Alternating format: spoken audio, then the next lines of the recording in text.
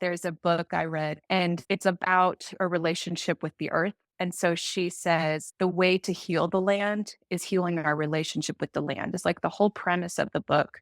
And I was like, oh my goodness, I don't even do that with my own body, that it's like this give and take. And I have a tendency to just take and take and take and take and take.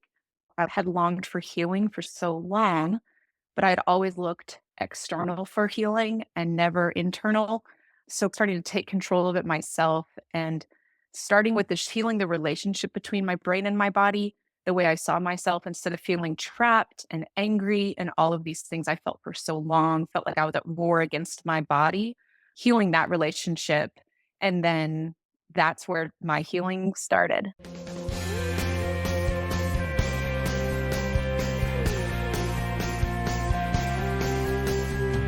Welcome back to the Sunshine Café, where we pour positive back into your day, sharing stories from real people who have made it through some real struggles, but were able to restore their health, hope, and peace. I'm Lisa Rohrs, your host, and as a certified coach, I'm here to guide you to be your best self-advocate, to help you restore your health, ignite your faith, and conquer those fears while you navigate your own healing journey so you can eventually exchange your dis-ease for durability. If you're looking for hope and encouragement to live a life you love, then you're in the right place. Let's dive in. Hello, friends, and welcome back to the Sunshine Café. I'm Lisa Rohrs, your host, and today I have a special guest with me, my friend Jenna Goss. Jenna is a personal trainer and nutrition coach.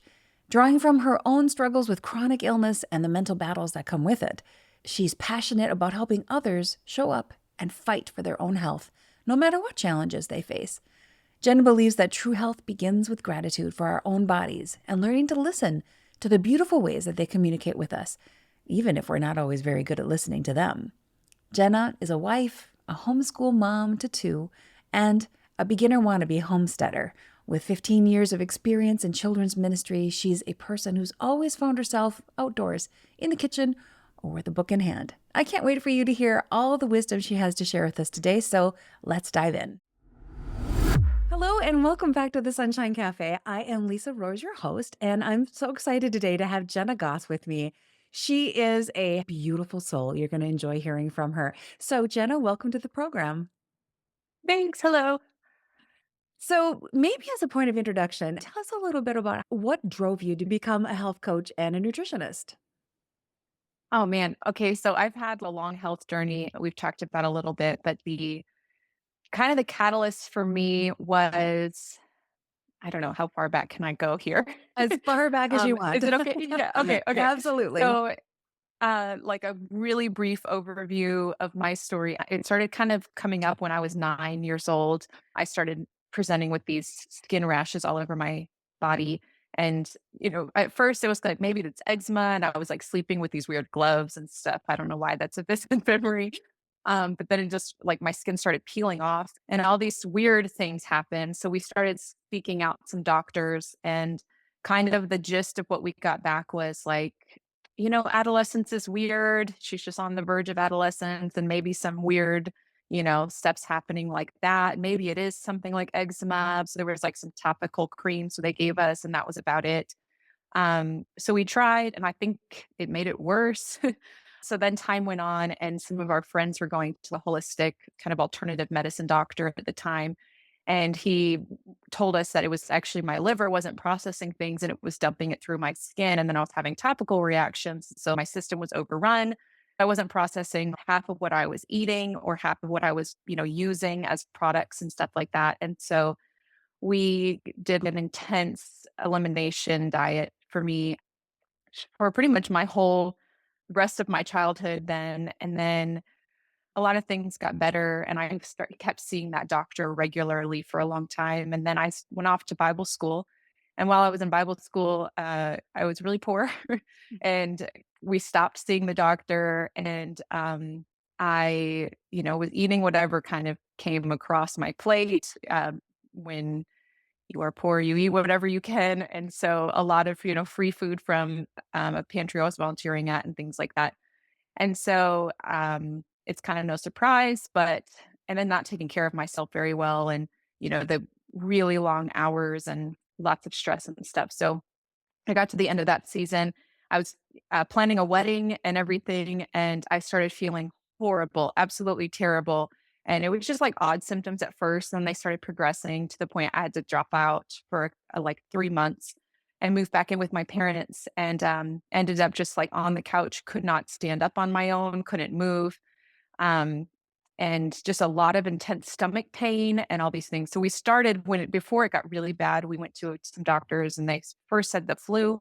And I was like, well, this has been going on for like, 2 months. I don't think this is the flu.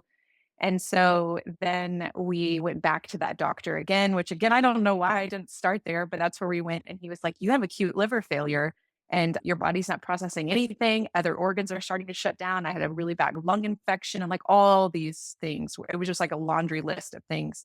So we started trying to take action. And then my body had an allergic reaction to some of the supplements I was taking. So then I like just swelled up like a balloon and was hallucinating and all these things. So What the um, heck? over time. Oh Yeah, my it was goodness. wild, and then I was getting married just a couple months later, but, um, it really was what's so fascinating about that whole process and looking back on it, because then there was, like, other things that came up through to the last, that was almost 15 years ago, and so the things that have come up in that time period, it just drew me closer and closer and closer of, like, just going to everybody else trying to figure out what was wrong with me, and, like, I could see a pattern in every moment where I've gotten really sick. I think what I haven't gotten the testing done, but all my symptoms line up really closely with an autoimmune hepatitis, Hmm. and so everything turns into infection really fast, and then full blown, it's liver failure and things like that. So I could get mastitis and end up in the ER for a couple days. Like, it's just so many things over the years. So just having to be super careful from everything from, like, getting some poison ivy can turn into a whole thing or a sinus infection or things like that. So anyway, jumping ahead, I think what's interesting is I'll only get to those places when I'm not listening to my own cues in my body. There are warning signs, there are red flags, there are all these things that will stack up. And then if I get hit with a cold and everything gets really bad really fast, or, those types of things, and my immune system's weakened and all these things happen. And so even kind of reflecting upon the things that I've faced, there's so many times where I could have stopped it way before it progressed if I would have been better at listening to my body. So once I started realizing that, there's a book I read called Braiding Sweetgrass by Robin Wall Kimmerer, and like it's about a relationship with the earth. And so she says the way to heal the land is healing our relationship with the land. It's like the whole premise of the book. And I remember reading that and this reciprocal relationship between us and the planet we live on. And I was like, oh my goodness, I don't even do that with my own body. That it's like this give and take. And I have a tendency to just take and take and take and take and take. Um, and so I knew I had longed for healing for so long, but I'd always looked external for healing and never internal. Um, so kind of starting to take control of it myself and starting with this healing the relationship between my brain and my body, the way I saw myself instead of feeling trapped and angry and all of these things I felt for so long, felt like I was at war against my body. Healing that relationship. And then that's where my healing started. Um, so now, like progressing forward, as I've learned to do that, I became really passionate about then helping other people to do it. And so this is kind of like the next step towards that is finishing up all my classes and stuff to start walking forward as a health coach and helping other people. And it feels like that space has made me angry in a different way because a lot of it's still like fighting against your body. And so kind of bringing a different narrative in there of no, we're going to make good choices to serve our bodies and to heal a relationship with our relationships with food, our relationships with movement, all these things make up so much of the healing that's possible for us. Um, so that was a long way of saying that's kind of where I'm going and the business I'm building moving forward. Yeah, I don't know. I think that makes a lot of sense. And you are coming from a very personal place of you Yeah. traveled this very difficult journey. And you now that you have these insights and these gift of knowledge and, have traversed that path, you want to be able to give back that gift to Yes. someone Oh, else, man, yeah. right? Yeah, I just remember this, in that process because I have Hashimoto's also, and I had this large nodule that I guess like a goiter that they had to remove, and they had to take the whole thyroid out. And, going back to that time period, this is right after my daughter was born, and they thought for sure it was cancer just by the way it was growing so fast. And so I had, like, told I had cancer and all this stuff was happening. It didn't end up being cancer, but the I remember that season and I was like, "Okay, if I have to do this, like, I want a story of hope that'll kind of, like, be my blueprint for walking forward." And I remember laying in my bed and searching hashtags and finding Reddit forums and stuff, and I could not find one positive experience. And people were like, "Oh, well, I gained 100 pounds and my husband left me, and my mood swings are out of control, and I'm on antidepressants." And it's just like this Oh, long no. list of kind of what was supposed to come, and I was like, "I don't know what to do." And so um, I think, like, going back in time, I wish I could have somebody that was like, "Hey, there are things you can control, and you're not just a victim to whatever is gonna happen, and there are definitely things, no matter what happens, you can still control them, and you still have power over the narrative." So, I think trying to, like you said, give back, and it's like, yes, give what a lot of times it's like either you got something good and you wanna pass it on, and there's other times where it's like you didn't have what you really felt like you needed, and so you became that, and now you can pass it on. Absolutely. Yeah, that's you just outlined the entire reason I started Sunshine Cafe because there's Yeah. just not enough encouragement out there. And there's Yeah. so well, let me say it this way, there's a lot of encouragement, but Yeah. not much spotlight on it. It's like there's like people we don't Yes. put the spotlight on it. Yes. We focus on all the negative and all that does is bring us down instead of helping us realize, no, there's a path out of this. And you and Yes. I together are teaming up here today to show people that it is possible. And I love what you said, change the narrative with yourself. I Mm. have talked to so many people on this show about how our bodies kind of hijack our future and we have all these Yeah. plans and all these things we want to do and then all of a sudden something happens with our health and now we can't do what we wanted to do. So it's easy to get angry, like you said, So at our body. so angry. Right, Mhm. right? And you have a lot of really good reasons to have gotten angry at what your body was doing. How did you reconcile that and reestablish that relationship with yourself? Oh, man. Well, a big part of that, I think, came through movement. I became a bar instructor because the beginnings of starting to commit to fitness, and it was kind of through bar was my first modality. And I remember doing a push up one day, and I was like, it was the first time I made it to like 3 consecutive full on the toes push ups. And I remember just like falling to the ground and then started crying because I was like, man, I can't remember the last time that I felt proud of my body, that I felt good about what my body could do and not just, like, angry at what my body was doing, and I was like, "Oh, man, what else is there that my body can do that I can celebrate instead of just being so angry?"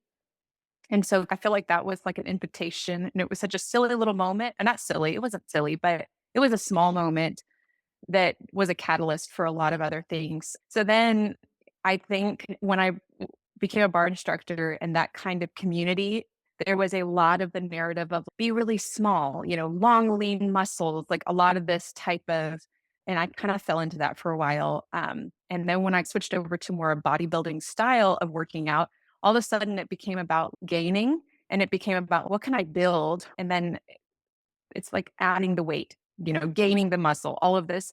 And then that was such a powerful switch for me personally, just because there was so much of my life I was trying to get rid of stuff instead of trying to gain. And so when I made that switch, then it became like, how do I properly nourish my body for growth?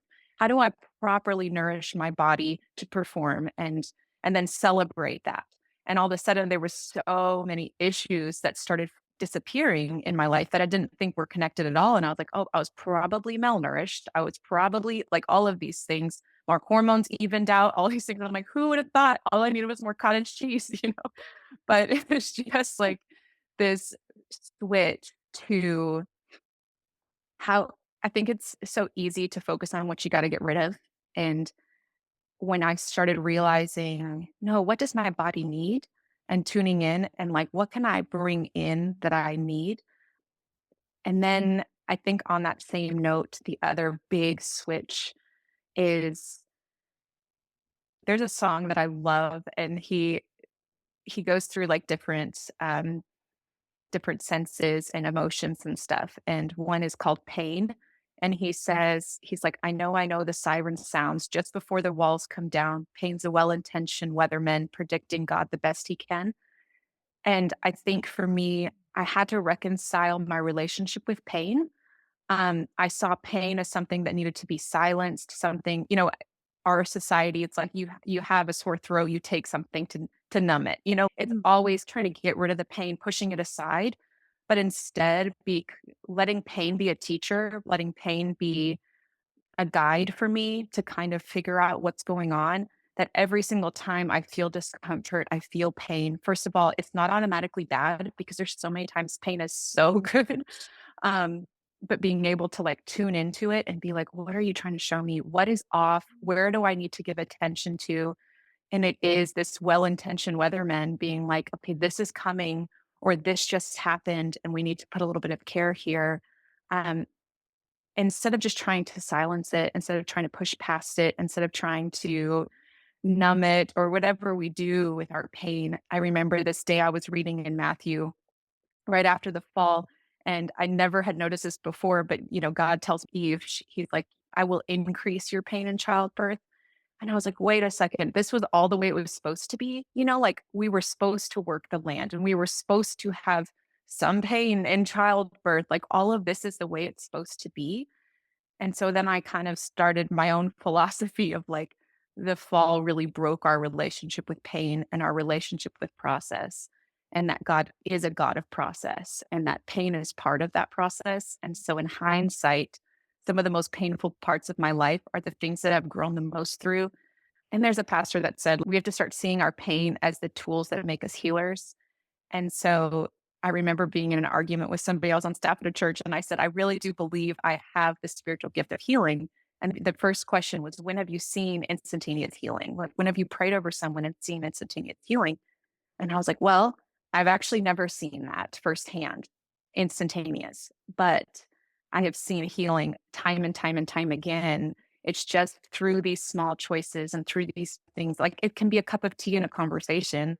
It is healing and recognizing that God's healing in my life, even if it's slow and through a long, painful process, like that is still a miracle and that is still healing and celebrating that. So I think all of those together is like leaving a place for pain, celebrating the growth that pain brings, and um, kind of leaning into that a little bit more is a lot of how I reconciled that. I think it's just bringing purpose back into the process of what healing costs and what healing takes from me, and not seeing that as a problem, but as something to celebrate. Mm. That's that's really good. That's really good, Jenna. And I I don't think there's been anybody I've interviewed on this program who has said that they wished they wouldn't have had the pain. I mean, Yeah. they all I mean, of course, there's that frontal lobe of our body Oh, that for sure. yeah, I would love to have no pain. But when they really reflect on what that pain allowed them to become, what it allowed them to create, what it allowed them to learn, Yeah, they didn't want to let go of those learnings and that journey. Although the exactly. acute pain, yeah, nobody really likes pain. But I love how you said it almost sounded to me when you were describing that pain was almost your body's voice. And instead Yes, of trying to silence that voice, you were being an audience to your body's voice, which was pain. Okay, body, what do you need today? And, yeah, how you could serve it better and how you and your mental and your physical body could work together to give the best environment for what you needed. exactly. And I think sometimes, like in these scenarios in my life where things have gotten really bad, I'd get to the end and I'm like, how did this happen? And my body's like, excuse me, I was trying to tell you for the last 6 months that things were not okay. And now we have no choice but to completely shut down because you have ignored all of the warning signs. You've Yeah. pushed back through everything. And I'm like, oh, Yeah. Our bodies are like, they're going to get our attention one way or another, whether they require us to shut down or not. exactly. Yeah. Yeah. I have. Exactly. And then we get so angry. It's like, I I don't have any right to be angry when I get to that point, and I still do it, I still do it sometimes. I push way past the limit, push way past everything, and sometimes I get angry that my limits, I feel like, are closer to that line than some other people's, and then I'll get frustrated, like, "Why can't I go a little further before hitting that limit?" And then I'm like, "Ugh, but I know better." Yeah. I wonder if it's that little element of the divine that is in us. We're Yeah. made in the likeness and in the image of God. And I wonder if that's the part that keeps driving us to do more, to do more, to be all the things, to Yeah. conquer all of the roles, to be the mom, to be the wife, to be the worker, to be the all the things. And that we have to almost let the finite part of ourself shut us down to say, no, you really Ground are us back. human. You're not God. Yeah. So just, Yeah. stop and pay attention to me S because I need some of your slow help. down. Exactly. And Take that. We always joke about that in our house, like, I always forget, I should know this, but the Elijah versus when God's like, "Just take a nap, eat a snack, and we'll talk tomorrow." yeah, Like, right. do Yeah. do There's a do reason one of God gave those. us a day of rest, right? And there's a reason Yes, yeah, I think it's fascinating that the day of rest is one of the commandments. It's not a yeah. suggestion. It's not a, hey, this is a It's like, great "Don't tip. murder and make sure you rest." Yeah. Yeah. And we're so good about like, well, I'm not a murderer.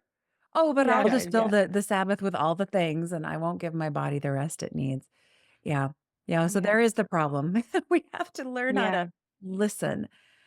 So you are able to reconcile that relationship with your body, which is great. Do you have a tip or something for someone who's listening who's maybe fighting that battle right now with their own health, their own plans for life that their body is yeah. derailing? How would you recommend somebody start reconciling with themselves? Man, I think any discomfort, any pain as an invitation of, something to listen to lean into. Sometimes it's just like then one of my things, like it can be something as simple as like tension in your shoulders or something. It's like, what am I holding there? What happened that's giving me that tension? And just being able to like slow down enough because our bodies will tell us what's going on if Mm. we're, slow down enough to listen. Sometimes my husband will come home and find me like just laying in the between like the oven and the island in our kitchen On the because there's floor? sometimes it's just like, yeah, on the floor. Just lay down for a second, just take a breath, like, okay, I'm feeling so tense. I've got discomfort in my back or whatever. Cause it's usually kind of those types of things when it starts, you start seeing something's not quite right. I'm not resting properly or whatever. Or sometimes it's like I'm really angry about something and I'm not admitting to myself or whatever the case might be. But slowing down enough to, kind of understanding your own body, knowing the red flags, and then taking a moment to just it could be as simple as just closing your eyes when you're in your office chair and say, you know, asking our bodies, what is going on? Why are you giving me all these red flags? Why are you trying to get me to say no to this? Why are we just wanting to go lay down? Like, what are the things going on in my life that is bringing me to that point? And it usually doesn't take very long to Mm, realize exactly as soon as you slow down enough. mm, Um, and then I think from there, trusting our own bodies, trusting that our bodies really do know our capacities and what we have available. And if our bodies are screaming no, don't say yes, it's something that I'm still not doing great at. That's a journey to live in alignment with where my body is at and what capacity I have available at the time. But starting to ask and then listen and accept and trust, I mm, think is one of the simplest ways to start that. I mm, think another really simple way is like find things that feel really good in your body, that nourish your body. And sometimes that's going and standing in the sun, and sometimes that's moving, sometimes it's putting on a song and dancing with your kids or whatever it is, just like bringing those nourishing things back into the body instead of just trying to take things out. Like then nourish your body back if you are in a point where your body's asking for something. instead of just stopping and saying no and shutting the doors, like realizing this is actually a time for open hands to say, okay, obviously my body's needing more support. And sometimes it's a supplement and sometimes it's a cup of tea, sometimes it's a nap, whatever it is, just giving back, I guess. Yeah, I think that's so, so good. We often forget that we can trust ourselves. We have served ourselves really well all throughout life. If you're still alive, you've served yourself pretty well, Yes, right? exactly. And I think we were chatting about this before, actually, I think before we started recording, about how often we just surrender our body's health to somebody Mm, else. And like, no, obviously the doctor knows my body better than me. And I don't know where that thought comes from, because I don't the know doctor either. doesn't live with your body every day. You do. And so nobody knows our bodies better than us. And while doctors know medications and doctors know maladies, they don't know our bodies better than us.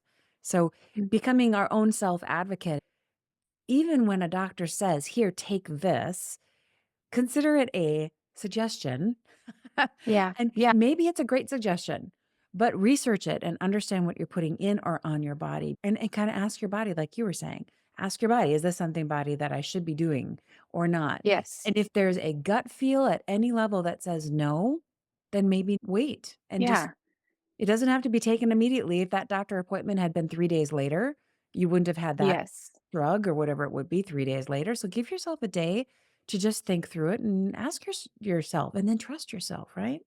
Yeah. Oh man. Yeah. And there's so many of those things. It's like they are invitations and we get to choose if we follow through them. I think as simple as like with my thyroid stuff and hormone imbalances, and there's especially the woman, I feel like it's so easy to have things written off to be like, oh, that's just normal, like, oh, you can't sleep, you've got kids, it's normal. Oh, whatever the case might be. And or like you're mad at somebody, it's probably just your hormones. Like it's so easy to write things off. Blame it on the And so even emotions. Yeah. yes, yeah, exactly. And I think there's been so many times where I know my medicine is off and I know I have a harder time filtering things and I have a harder time having a good attitude all the time and all those things. But at the same time, even in those times, the things I'm getting frustrated about, the things I'm angry about, my hormones aren't causing those. It's just like lessening the filter between like all the things that I'm like, they probably mean this. They probably, or I shouldn't be feeling that way. Like it lessens all of those. So I have a journal when those types of things happen. I write them down. I'm like, I'm not saying I need to deal with this right now, but I'm saying I need to be honest about these feelings and not just write everything off Mm. of just hormones or just being a woman or that time of month or whatever it is. It's like these are real things that my body's trying to communicate to me. And sometimes it's easier to listen when I'm not feeling good and I'm slowing down enough that my body's being a little louder on these things. And then trust that that is something I need to deal with. But there are so many invitations that our bodies give us every single day, like all day long, that if we get better at tuning into those are like the exact invitations to healing that we've been waiting for. Like we want a doctor to tell us, we want to be able to read that good book and everything changed. And our body's like, no, what you really need to do. And it's easier sometimes to offload it to other people. Oh, always. It's always because Always. It's always always. easier. If Give me the blueprint and I will right. follow it. Exactly, right. Because if the doctor's wrong, it's not my fault, it's his fault Yeah. or her fault. And there's so much of that we are so often so afraid to take on, because what if we're wrong and we fail or we make a Mhm. mistake, and yeah, you're gonna make a mistake. Yeah. That does happen, but you know what? Doctors make mistakes too. We all do. Yeah. Yeah. So Yeah. why not come to the table as a good self advocate? Listen to your body, bring your piece of it to the table, compare that with what he or she doctor is saying, and then develop a strategy to go forward that is both comfortable with what you've assessed as well as what they've assessed. I think that's the best Yeah. approach. Oh man, yeah. I had a friend who say, "You're part of my care team." I've got like my care team of people that I trust that I can bounce ideas off of, ask for advice on things. But It's going to be a mix of some doctors. It's going to be a mix of some friends. It's going to be a mix of some Google sometimes, maybe. It's going to be a mix of all of these things, but in their appropriate ways. And then it's like my little care team that I can consult when I don't really know how to listen to my body well, but there are people I can rely on and blood work that can get done or whatever. There are places to reach out for sure. Um, but then in those moments, you're still kind of in the driver's seat of saying, what do I need next? Where do I go from here? You know? That's so true. I love that idea of having an established care team Me that too. yeah, that is so good because truth is we were talking about this before too. Truth is so hard to discern. And Yeah. truth for you is going to be very different than truth for me because we have really vastly different backgrounds, vastly different genetic Correct. makeups, Yeah. vastly different historical experiences, stress levels, all the different things. So Yeah. for me to have a care team, if you'd have a care team that I can do the research online. I can look at the information the doctor's giving me. I can listen to my body and then compare all the things and really say, okay, which feels right?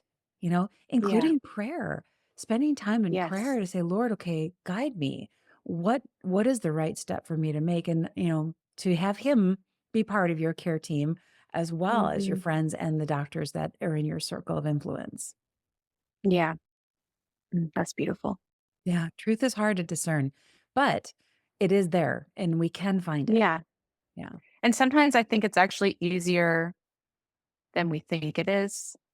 I feel like there are so many times it's like I feel like truth is elusive and I can't find it. I can't figure out what's right and what's wrong. And then I just slow down enough and listen. And it's like, oh no, I do know. I have a spiritual Mhm. director and there are so many times I'm like, I don't know. And she'll just be like, Jenna, you do know. You just need to realize that you already know. And I'm like, ah, it's I true. I hate it There's when so they many times remind me of those things that are I so know. true.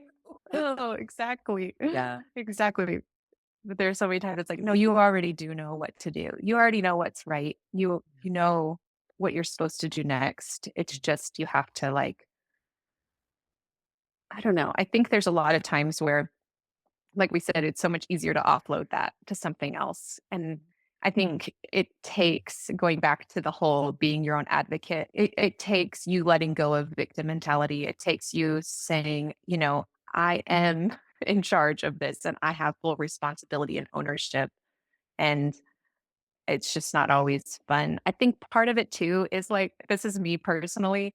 There was a moment where during COVID when everything was shut down and I was working from home and my kids were here and my kids both got COVID and my husband did. And I was fine.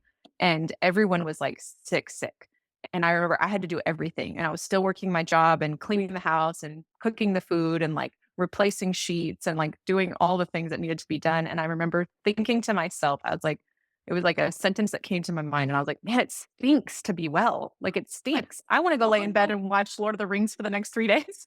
But no, I have to hold it all.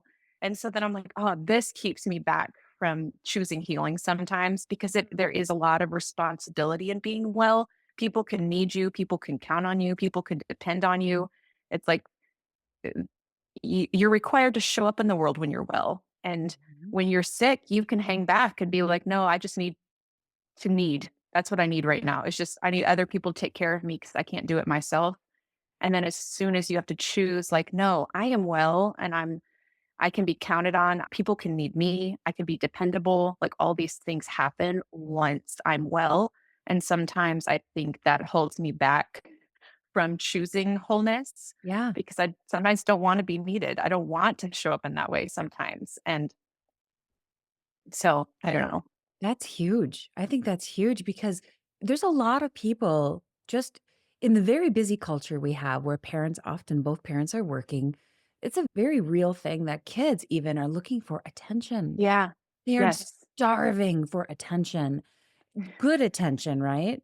But Yeah. that is the one way that they can get attention is when their health Negative. compromised, right, exactly. That's right. Either becoming or and I'm not saying they're making it up, but there's a self-fulfilling prophecy kind of thing that happens when you're not getting the Mhm. kind of attention you need, and, oh, yeah, ironically, now my body's really sick, and now I'm getting Yeah. the attention that The I and need. yes, and it's satisfying in a way. It is because all of a sudden, when I was being ignored before because I was healthy, now I'm sick, and look at mom and dad are giving me all this great attention.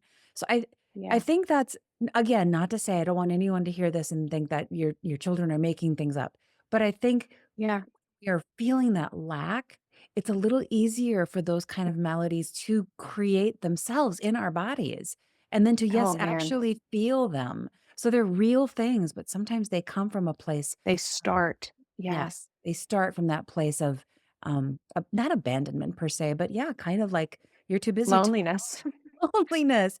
Yeah, I Yeah. just want some time with mom and dad where they're really present and they're focused with me. And so good health requires you to be a contributor, whereas bad health gives you attention and care and nurturing that some people might be really missing. Yeah, and when I think about it that way, I'm like, no wonder I sometimes don't take very good care of myself because when I don't take care of myself, then everybody else is to take care of me. And that's fun sometimes. Kind of feels nice, right? It kind of feels nice sometimes. Yes. And obviously, that's a double edged sword. But I think when I'm not careful, I can choose that path. Right. Oh, it's so true. But it's actually a good reminder for us to be kind and nurturing and loving and do things for Yes. each other even before they get sick, right? To just to Hmm. kind of nurture and care for people um, Yeah. in the absence of sickness. Oh my goodness. Yes. There's a book called Good Energy. And it's Mm. like, I'm trying to remember the author's name, but she has there's a point of her book, she's talking about metabolism and like all things start with poor metabolism and like poor metabolic functioning. And so like if you clean up your life, everything operates better and so many of these things start resolving themselves. But she even has a whole thing about how our metabolisms function better in community. And it's like we are designed to be with each other and to be in communication and can be in this community and like this richness of community of being known and seen for who you really are. That on a cellular level, our bodies respond to it, which blows my mind. I just think that's the coolest thing ever. And Yeah. so it makes sense that subconsciously it's the same idea as a kid not getting what they need and then acting out. Our bodies will do the same. If we're not in community and we're not using those disciplines, that is a way of our bodies calling out for community, our body being like, we just need some connection and Mhm. I need some vulnerability. And if you're not going to do it in these other ways, then I'll do it for you. Yeah. That's a really cool way of thinking about it, that our bodies physically are acting out what is happening at the cellular level. That's a really cool way Yeah. to think about it. And anybody who's out there thinking that we don't have that kind of impact on each other, it blew me away when I was in college and realized that 4 women living in the same dorm room together have their cycles line up. So my body is affecting other people's bodies even when I'm not talking Yes. to them, touching them, just being in proximity. And what a cool thing that is. I was just reading a research that was talking about perimenopausal women have less symptoms when they're in community with other perimenopausal women. There's something about it, them doing it together, that lessens the severity of the symptoms. It's just throughout all of life. I feel like it's so woven in that we need each other. Yeah, Especially, I feel like there's a specific women to women, like there's a specific thing that happens to us when we are in good community with other women that doesn't happen in any other relationship or scenario. Like I can go through seasons of my life where I haven't had strong female friends and times that I have. And I do feel like my health is at a better baseline when I have people to do it with me. absolutely. It helps balance out the emotional strain of it.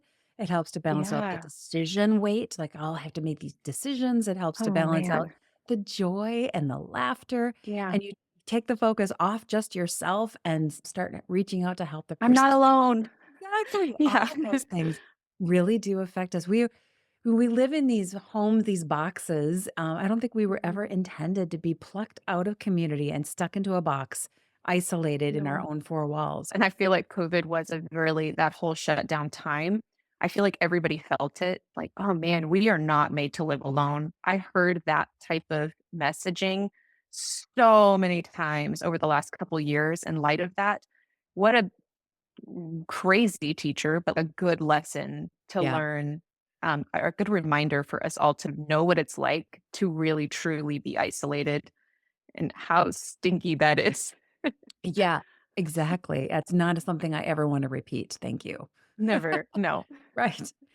I want to just back up a little bit. You were talking about all the different ways we can be a good self advocate and all of the things we Mm. can listen to our body. And I think one of the things I wanted to just talk about is how sometimes it's really overwhelming to think, "Yeah, I don't know what to do. I don't know what to do. I don't know what to do. And there's all these things going on and I don't know what to do. What do I eat? And what do I drink? And how do I move? And do I do bar or do I do weightlifting or do I do Yeah. yoga? Or there's all of these I don't knows. How do you Yeah. navigate that with your clients and with the experiences that you've been through? How do you navigate that? I don't know if I have a good answer for that. The thing that dropped into my heart when you said that, though, was one person a while back told me that there's a clarifying between love or fear. There's like this tension that you're always being pulled towards love and fear. And a lot of confusion comes when trying to decipher between the two. Mm, And so the clarifying is love always leads and fear always pushes.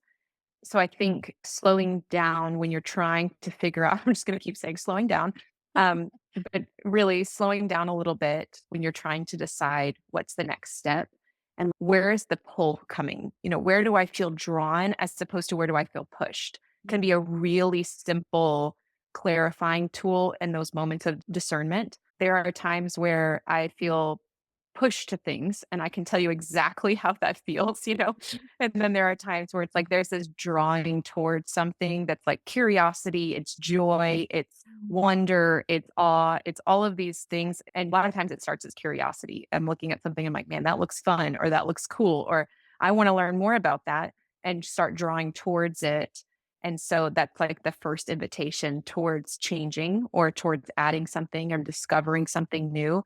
And with people I've helped walk through this, a lot of times I think when people are making big health choices, it's usually starting in desperation. And I actually feel like that is such a gift to come to a point where you need to change something. And it's okay to start there. And then as you keep going, you start realizing things that you enjoy, things that bring you closer to yourself. It's okay to start in a more desperate space and moving more into what makes me feel alive. How do I enjoy this more? And then as you walk towards more health, then that joy starts really becoming more evident in how it's affecting other parts of your life. So being led by love and then leaning into where you feel joy and curiosity, because I'm a firm believer that the health journey should be fun and they should be a celebration of what our bodies can do and what we can do for our bodies. There are so many options out there of different modalities you can try, different foods you can try, like all these different things that you could do. And if you don't like it, then try something else. That is a teacher in and of itself is not enjoying it. that's a really good point, and just giving yourself the freedom, like you said, to try things. "Oh, Yeah. I don't like that." Try a Yeah. pomegranate. "Oh, I don't like that." Try No, a don't like that. kumquat. "Oh, don't like that one." Yeah. Oh, And so there's a biomechanist that I love, and her name's Katie Bowman, and she talks about stacking your life. And mm, so that is something we do a lot. If there's something that I know is good for me and I just don't love it, like folding my laundry or meal prepping or whatever, stacking it with something I do love. And so meal prepping is my time to listen to fiction books because I love doing that and I just don't have a lot of time for that. So then putting on a good book and really getting in the zone of meal prep or whatever it is. So there are definitely times where it's not the most enjoyable experience, but it's what's right and you can add on something else into it to make it a better experience because it's what you should do. yeah, it's a really good idea. Matching up the good things with the things it's the sugar that helps the medicine go down, right? Exactly, exactly. Oh, the other thing is, I don't know if you found this too, Jenna, but I have sometimes gotten caught in my own overwhelm about all the things I don't know. And then, like you said, Yeah. I slow down and I was like, okay, what do I know?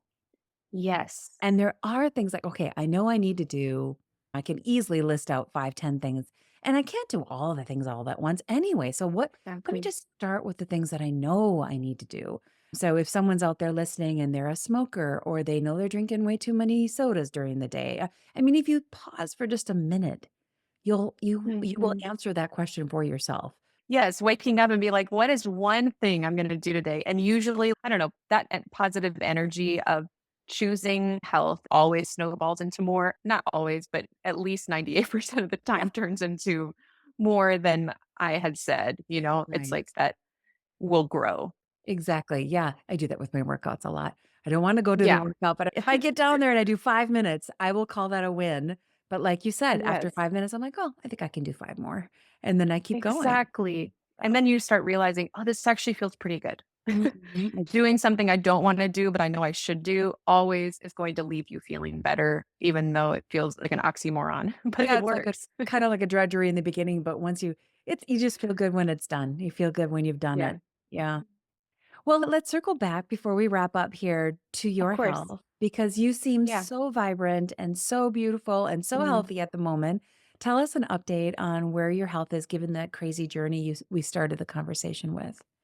Yeah. Oh, man. For me, a big deal is, like, how long has it been since I've had to take antibiotics? Because Mm. sometimes, like, when I get really bad infection, that always ends up becoming something that has to happen at some point or another.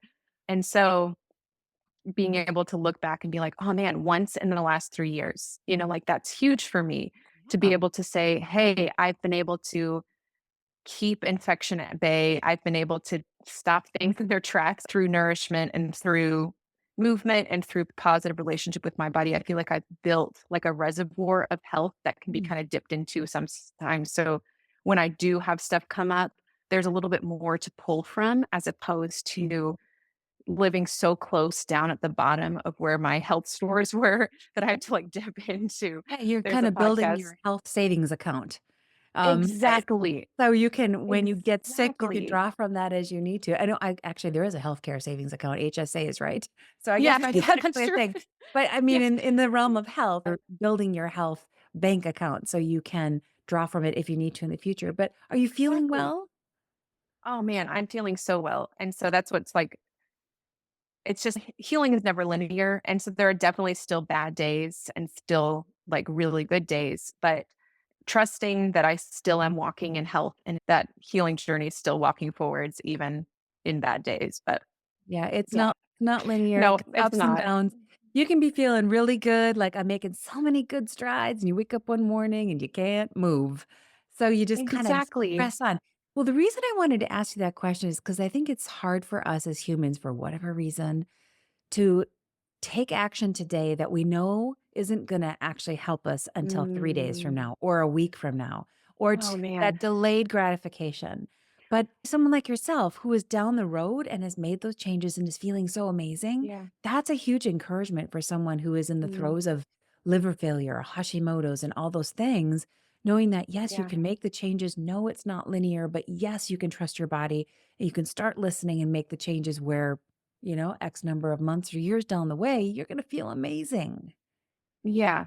So it's like building up that health slowly over time. And as a health coach, that's one thing I really want to bring to the table is celebrating all those small things because it can be so easy to be like, okay, what's that one big diet overhaul? What's that one big blah blah? And I'm like, no, you're just gonna keep making these decisions every day on repeat for like forever and you'll be golden. It doesn't feel good and fun. It's not an easy fix.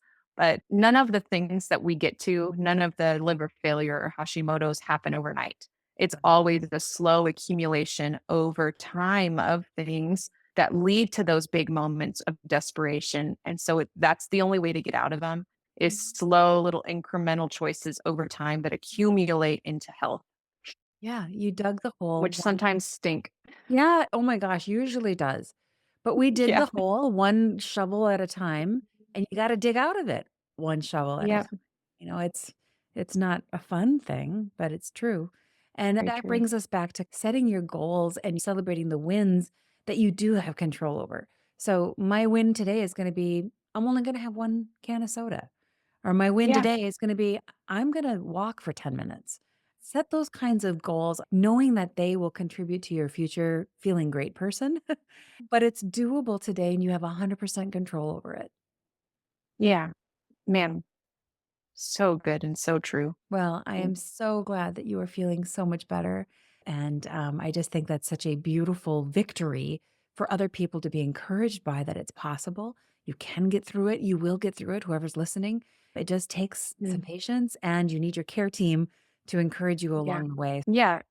And then that care team, I think one big part of that, going back to our conversation about community, like having that group of friends you can text and be like, I only had one can of soda today, and they'll celebrate with you. I think celebrating is such an important part in the whole process, being able to not only celebrate the choices that you're making, but the progress that you make. And having people to do that with is the best way to do it. Exactly. All right, Jenna, well, I'm gonna ask if you'll be a part of my care team. I want you on my team, my friend. Oh, for sure. Anytime. I would love that. Well, for anybody else listening, if they wanted you on their care team, how would they reach out to you or find you? Oh man. So I'm in the process of building my business right now, but my personal Instagram is where you're going to get updates from that. And that's at Jenna Goss. That's it. Wonderful. We'll make sure that that's in the show notes so people can reach out and find you. And I'm just so grateful for your time. And thank you so much for being on the program today. Thanks. Thank you so much for this. I have 8 quick takeaways for you today. Number 1, we have to learn to listen to our bodies. Our bodies are constantly giving us cues and warning signs to what's going on inside of us. And, understandably, we have this unrelenting goal to silence the pain. But what if the pain is really our body's voice trying to tell us something? Jenna says that the most painful times in her life taught her lessons that were the most profound. So, the next time we feel that pain, or our skin breaks out in a rash, or we have a headache, before you reach for the painkiller or the acetaminophen, stop, pay attention, and ask ourselves what we ate or drank or what it was that maybe our body didn't like. As we get better at listening and noticing those cues, we can adjust and give our bodies exactly what they want, and more importantly, what they need. Number 2, check your body to brain relationships. If we're going to serve our bodies well, we need to take stock of what kind of relationship we have with our body, with our food, and with movement. Have you always thought of your body in terms of what you could lose? How small you want to be? What if we considered shifting that mindset to one of building strength, building power, building resistance and durability?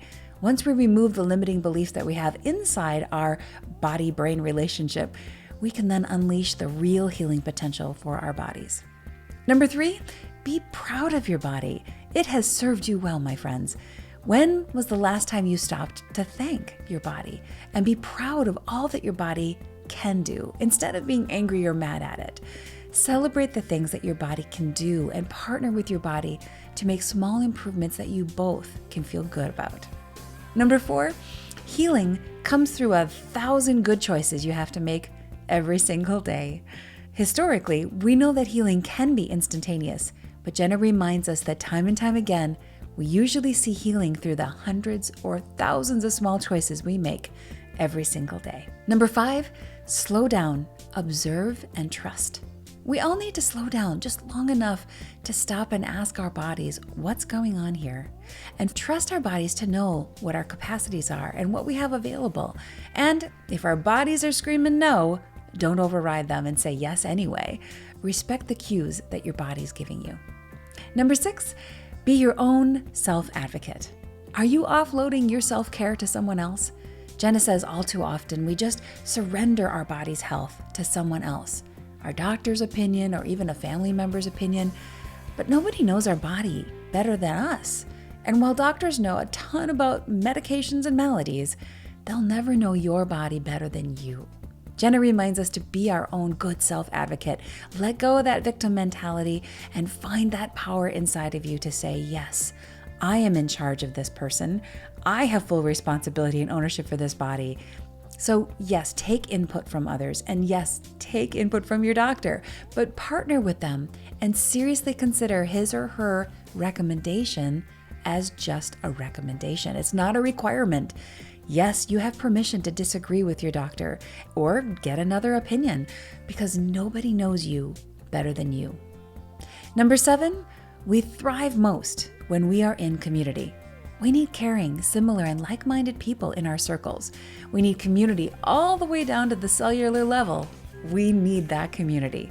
We are designed for it. We will be healthier for it. So if you're finding yourself alone more often than not, find a group of like-minded people who you can connect with, people you can serve and be served by, people you can relate with and laugh with and cry with, people who will help keep you accountable, people who will see the beauty in you and who can celebrate those small successes and share your dreams. And finally, number 8, desperation is a prime motivator, and that's okay. It can actually be a gift. Look at your desperate health situation as the gift it is, because it will force you to make change for good, change that you need to make that you might not have otherwise chosen. It's okay to start there. Be really kind to yourself. Set small goals that you have 100% control over and celebrate every single win. Thank you for joining me today. Please, if you would, share this episode because you never know what encouragement might be in this conversation that someone else needs to hear. So pass it along, share it, like it, and subscribe. Let's flood the world together with more encouragement. Until next time, my friends, stay encouraged and be inspired, and we'll see you right back here next time at the Sunshine Café.